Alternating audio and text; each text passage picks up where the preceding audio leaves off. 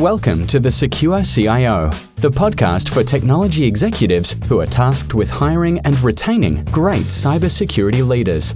Join best-selling author Claire Pales together with industry thought leaders as they answer your questions about sourcing the right leaders, building cybersecurity teams, candidate selection, salaries, skills, and more. Hello, I'm Claire Pales and welcome to the Secure CIO podcast. Before we jump into today's topic, I wanted to share some exciting news that the podcast has just surpassed 10,000 downloads. So thank you so much to everybody in the audience who has listened, both to the more up-to-date seasons, but also through the back catalogue.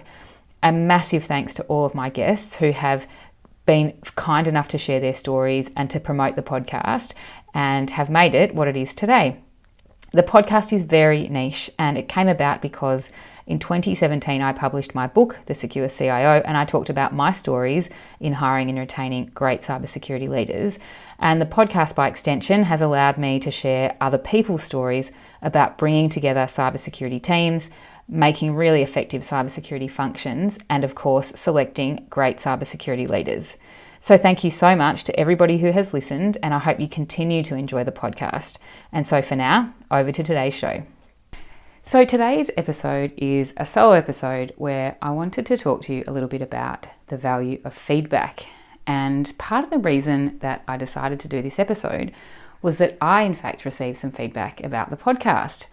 And this feedback was from somebody that I absolutely trust and respect, and a client, in fact. And their feedback was that my solo episodes didn't really sound like my authentic self. They had seen me speak at conferences and work as a consultant and a coach, and in all those situations they felt that I was far more authentic than I am in my solo episodes of the podcast. Now, what I loved about this feedback was that it was really specific and it was honest, and it provided me with some advice that I'm sure other people were potentially thinking, but this particular person came forward and told me about it. And so now I'm going to try, going forward, to be far less scripted and much more authentic in my approach to my podcasts.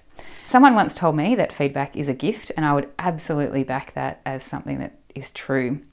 When we're giving feedback to candidates in a recruitment process, it's really important that we remember that they are putting so much effort into their application and trust that they absolutely thought that they were a contender for the particular role that they're applying for. And what we need to do really is to make sure, I think in the first instance, that we are interviewing the right people in the first place. Because there is a process you can go through to gain shortlists, gather candidates, and start the interview process. But really we need to decide what type of leader or what type of professional do we need, and therefore only interviewing the people that absolutely are going to be contenders for this role. So I would say the first step in giving great feedback is to make sure that the people that are in the process are absolutely contenders, and that the feedback that you're about to give them can be constructive, which would be my second tip, and that is to absolutely be constructive, practical and actionable in your advice, and give them examples, because people can only take action when they understand the areas that they need to improve, and maybe in the areas that you saw through the interview process that they hadn't quite refined yet, or skills that aren't on their CV and therefore they need to go out and seek training or support or mentorship in gaining those skills. The next thing I would say is be honest, be fact-based, don't focus on feelings, and bring forward feedback that relates to the job ad or the job description or the process that people have been through in order to be a part of this recruitment process. Honesty is really important, and even though it is potentially going to be a really hard conversation for you to have, it's much better for you to have an honest conversation in your feedback than to give the candidate evidence that doesn't really provide a opportunity for them to take action so that they can see how well they can do in their next interview or in assessing what role they should be applying for. You have to make feedback a two-way conversation, because lots of people will always tell you the candidate is also interviewing the organisation. So we really want for them to have an opportunity to say what they enjoyed about the recruitment process, what they thought about the organisation that they were applying to, and also how they felt they went in the interview process. Giving them that opportunity for a two-way conversation will make them feel heard, but will also allow them to give you some feedback on the process and on the organisation, which can be absolutely invaluable when it comes to going back to the hiring manager, or in fact, if you are the hiring manager, understanding the process from somebody else's point of view. If you are giving feedback, it's really important to remember that we're currently living in a world where a lot of our communication happens in writing. So be really, really careful with the words that you choose, and remember that our words can have a very powerful impact, whether they're heard or whether they're written, and that people are going to take action based on what you tell them in this feedback. So I would really encourage you to make sure that you choose your words wisely when it comes to giving candidate feedback. I know through my own recruitment processes and through my own consulting that sometimes you can get hundreds of people apply for a role.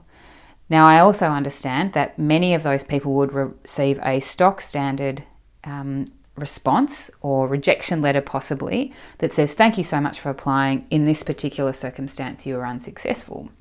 That's absolutely fine, but I would also encourage you to take some notes so that if those people ever phone, you can say to them, "These are the reasons that you were not successful in your application for this particular role." I would also say that when it comes to shortlisted candidates, without a doubt, you should have notes as to why these candidates were not successful. Because once you've had a conversation with them, even if it's just simple phone screening, there's an expectation for them that you have assessed their application, and therefore, if they were not successful, they would love to understand why. And so going through a process of documenting why that person was unsuccessful and whether or not you would have looked to them should the circumstances have been different is really important, both for their growth but also for a high integrity recruitment process. So remembering that we're dealing with people and that we love feedback, and that feedback needs to be honest, and the feedback needs to focus on facts. Make it a two-way conversation. Give practical, actionable advice with examples if you can as to why the person was not successful or could have been more successful under different circumstances. And overall, be very, very careful about the power of the words that you use, both in written and in verbal communications. I would also say, coming back to my first point around interviewing the right people, giving feedback that's too general, such as you're not technical enough or you haven't got enough information security experience in this particular sector or this particular industry, doesn't necessarily help people today. So feedback and advice where you're telling someone that they need to grow in a particular area that can take time, you kind of need to be careful of that advice as well, because add to that something very specific that they can start to action today. Because becoming more technical or getting more information security experience in a particular industry absolutely takes time and probably won't make that person ripe for that particular role for some time to come.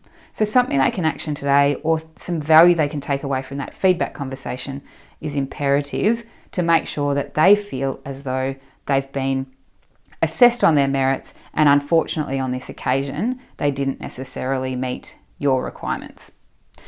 I hope that this short conversation about the value of feedback has been helpful to you. I stand by my comment from the start that feedback is absolutely a gift, and that I would encourage you to really think about, when you've got candidates in front of you, why are you rejecting that candidate, or why are you putting that person forward into a shortlist or into a preferred candidate position, and have the documentation there should that person call, in order to give them areas for improvement and some actionable, practical advice.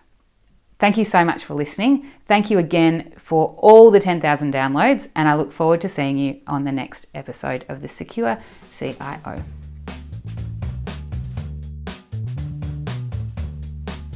Thanks so much for joining me for today's episode. Feel free to listen to some of the previous guests on your favourite podcast app. For more information on all our guests, check out the show notes at thesecurecio.com, where you can also find more information on the Secure CIO framework, grab free chapters of my book, and sign up for my newsletter. If you love the show, please subscribe to the podcast and feel free to leave me a 5-star rating. I'll see you next week.